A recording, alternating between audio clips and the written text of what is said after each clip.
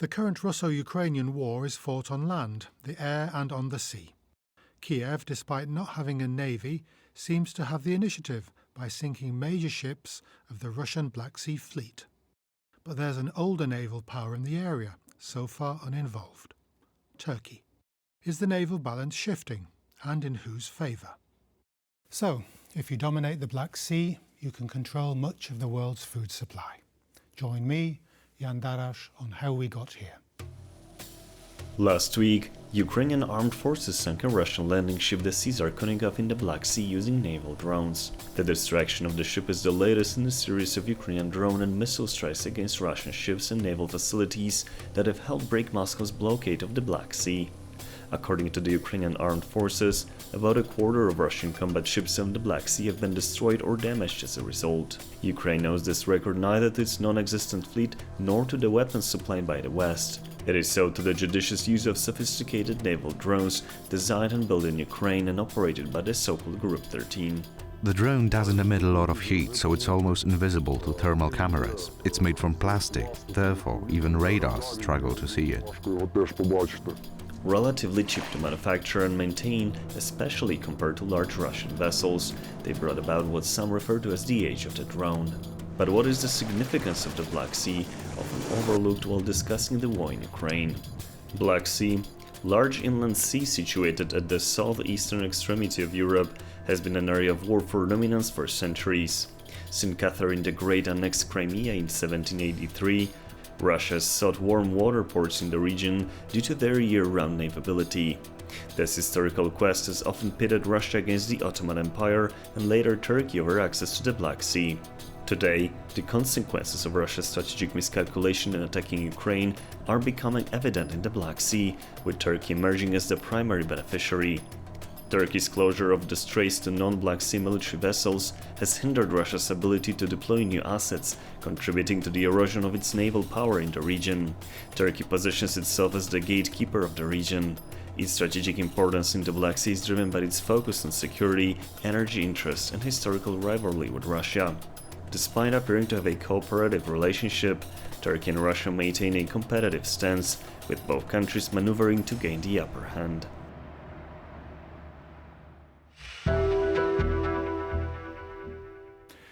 I'm delighted to welcome our guest today, Dr. Konrad Zasztowt of the Faculty of Oriental Studies at the Warsaw University. Welcome to the programme. Hello, thank you for having me. Great to have you.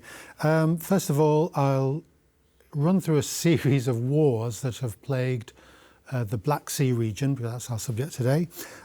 We have the Russo-Ukrainian War, Cold War, two World Wars, Bolshevik Revolution, Crimean War in the 19th century, Russo-Turkish rivalry in the region in the 19th century, earlier Russo-Turkish Cossack naval incursions. Even before then, the Genoese and the Turks. Even before then, we can go back to Greeks and Persians and the Trojan War. I'm sure I've missed out a lot of wars in the process. But what is it about this region, north to south, east to west, that is strategically special? Well, it's probably impossible to discuss all those historical wars in the Black Sea region, but what is the main feature of the region is this is a bridge between Europe and Eurasia, between Northern Europe and Anatolia, which is nowadays Turkey, so Middle East as well. And of course, the Turkish Straits are obviously very important. So this is one very important part of this Black Sea region. Another one is Crimea, which is also a place which some people, some historians say it's to control Crimea, means to control the whole continent. So we can say it's a strategic place, and many empires fought to have control on the Black Sea region. So 16th, 17th century, it's it's a basically internal lake of the Ottoman Empire. Then we have this, as you said, this rivalry between Russia, Russian Empire, and the Ottoman Empire, and then all those wars, 19th century wars, and also, of course, during the First World War, it was also an important place of fights, and also the Second World War. And again, Crimea comes back. Very important in this Third Reich Nazi war with the Soviet Union. You mentioned the significance of the Crimea, the Crimean Peninsula, as an entry point into Russia. Could you elaborate on that? Is it all about having a warm water port for the Russian Empire as an exit point, as an entrance point? Is that the crux of the matter? How would you describe it? Well, this is what many thinkers, especially from the field of geopolitics, say, that the one who controls Crimea controls the area, I mean the vast area of the continent. I don't know if it's maybe a little bit exaggerated, because Russia has other ports and started with the Azov port on the Azov Sea, which was not basically not in the Black Sea, but very close to the Black Sea. But there are other ports like Novorossiysk on the Caucasian shore. So maybe it's a little bit exaggerated to say that Crimea is the only important place there. But for sure, what you said, Russia always wanted to have this access to the warm waters to the south, and the Black Sea was a gateway for Russia. You have to get out of the Black Sea, don't you? And Turkey, as we know, controls the exit point. Ukraine has been successful in not demolishing the Russian Black Sea fleet, but in severely denting its presence. How would you gauge the shift of the balance of power, the balance of naval power in the Black Sea region? So long as, I suppose, Turkey still has the Bosphorus Straits, the Dardanelles, that's the main power in the area. Well, to make the very long story short, we should start with the Cold War period. So in that period,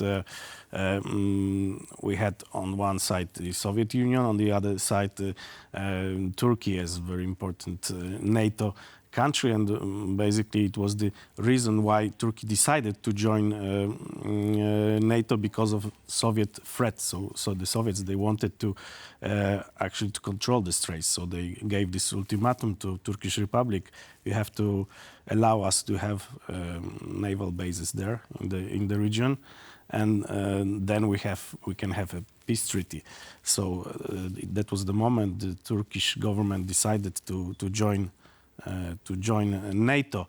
And when we look up at the situation after the Cold War, that was a peaceful moment. So there was a cooperation of all the countries. For example, in such organization like Black Sea Economic Cooperation, there was also many cooperation in the military field with all the countries, I mean, including Russia. But then since Putin came to power, we have again rivalry. And what we see now, it's after the full-scale war, 2022, started.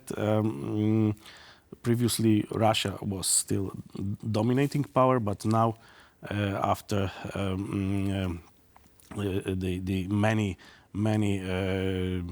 ships, Russian ships, were shot by Ukrainian drones, by the rockets, we see that now Turkey is dominating power there.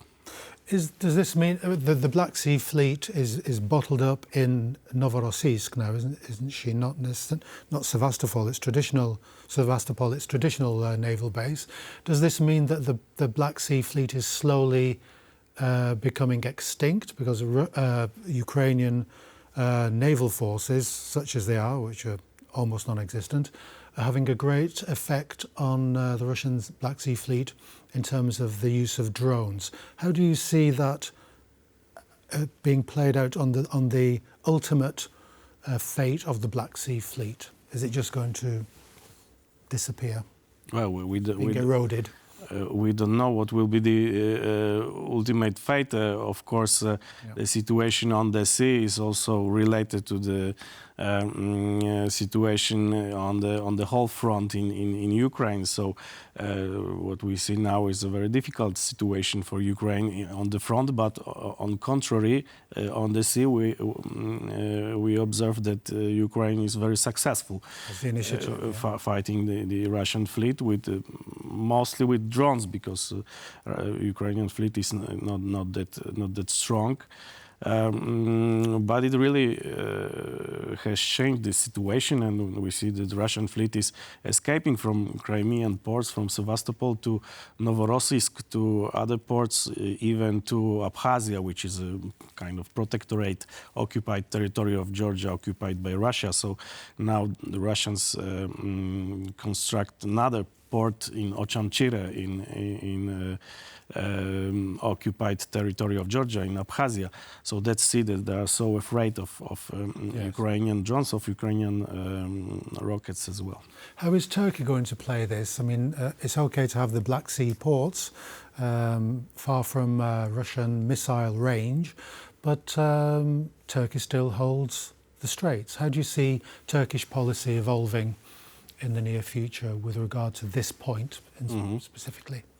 Well, it's quite complex to say the least, because the Turks there, they are, of course, the Turkish Republic is important ally in the NATO alliance, but what they pursue is a kind of delicate balance between the West, between Ukraine and Russia. So they want to have this position to negotiate maybe future peace between Ukraine and Russia. That's why their politics regarding the straits is that we don't allow any ships to go through the straits. Doesn't matter the Russian ships or the Western ships, NATO ships. The straits are closed since the beginning of the full-scale war. And these are restricted to naval ships of the armed forces of the belligerents? Yes, It's naval not ships. Civil. What we can also observe is that Russians are using civilian ships to transport also military cargo. Unfortunately, that happens. But officially, the straits are closed for the military cargo. Is it the Romans used to say about the Mediterranean that this was Mare Nostrum, our sea? Can anybody still lay claim to the Black Sea as being their lake, or is it still is it contested marine space today? Well, actually, the question is about the future of Ukraine and future of Georgia. So if those two countries will join the NATO family, then maybe in the future we will say that it's a NATO lake, internal lake, like this already happened with the Baltic Sea. Yes, yes. But for now, the situation is tense. Of course, and there's a war. Dr. Konrad Zasztowt, we have to leave it there. A fascinating topic, but thank you for coming onto the programme. Thank you. And that's all we have time for today. So join us next time on How We Got Here.